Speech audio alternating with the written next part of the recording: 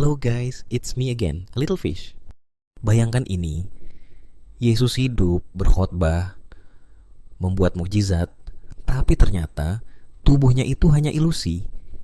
Bayangkan pula, penyaliban di Golgota bukan benar-benar penyaliban, karena Yesus tidak benar-benar disalibkan. Terdengar asing atau justru familiar.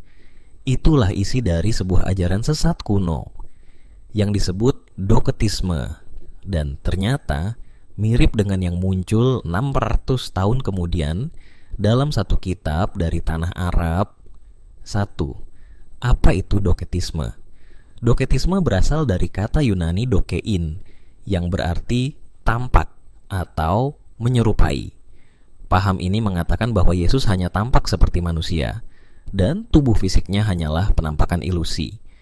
Menurut mereka, Tuhan terlalu suci untuk benar-benar mengambil bentuk tubuh yang penuh dosa dan kenajisan. Yesus bukan sungguh-sungguh lahir, menderita, dan disalib, tapi hanya terlihat seperti itu. 2. Siapa yang menyebarkan?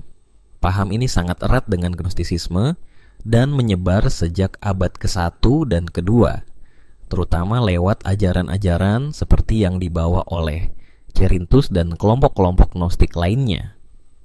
Beberapa dari mereka bahkan mengajarkan bahwa Roh Kristus meninggalkan tubuh Yesus sebelum penyaliban. 3. Mirip dengan apa? Ini yang membuat banyak peneliti dan apologet penasaran. Karena dalam surah An-Nisa ayat 147 dikatakan, mereka tidak membunuhnya dan tidak menyalibnya, melainkan yang diserupakan bagi mereka. Sebuah ide yang identik dengan ajaran doketisme yang sudah dikutuk sebagai sesat oleh gereja sejak abad-abad pertama.